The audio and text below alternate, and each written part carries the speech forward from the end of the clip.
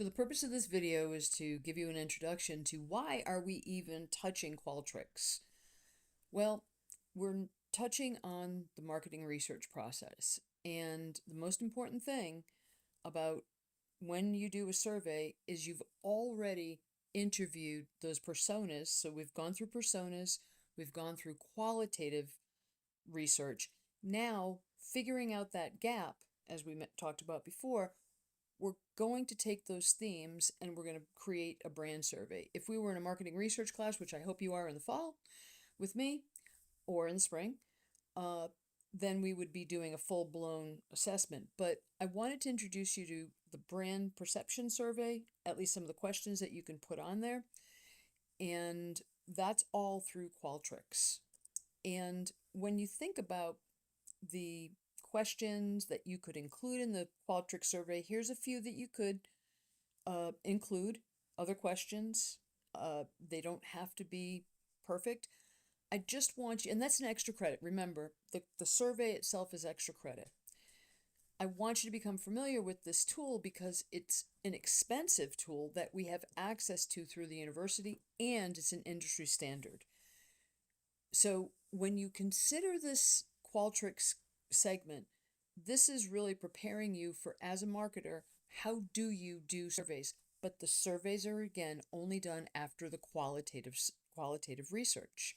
So these are some questions to include in your survey as an example. And then brand relationship, these are the scales of the brand relationship. You don't have to be full-fledged. You could take it as far as you want to. Again, it's for extra credit. Then taking those Likert scales, what you would do with those is you would compare the results. This is such a short semester, we can't do that here, but potentially, if this were a longer semester, we could measure the brand Net Promoter Score, or any of these components, anything that you're looking to investigate as a part of a research, what can I do to improve my brand, is what we're after in this survey. So taking this Qualtrics class, you could even get the credential if you spend the $100. I've looked for I've looked for a discount, they won't give me one, but you can have this, throw it on your resume, and it'll be a great tool to put in your toolkit for going forward. So when you think about surveys, you could do surveys one point in time. You could do surveys to figure out whether or not it's a good idea to even try to sell a product or change something. Or you could do something where you're really trying to see if something that you've done before and after, if someone has participated in this activity or that activity, did it make a difference on whether or not their perception of the brand was influenced. So there's different ways to use surveys, and if you do a longitudinal study, which is over time, if you do a pilot, or if you just really want to understand, did what I do work?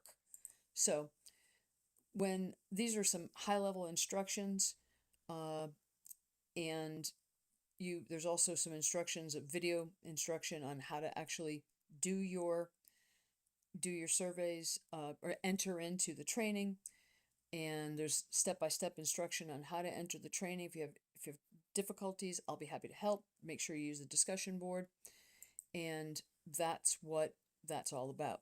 So when we create surveys, we're collecting data, so it leads right into the next section. So I hope that helped. When you're looking at Qualtrics, think about it as an opportunity to bring yourself into the industry, because the industry standard is Qualtrics. Thanks.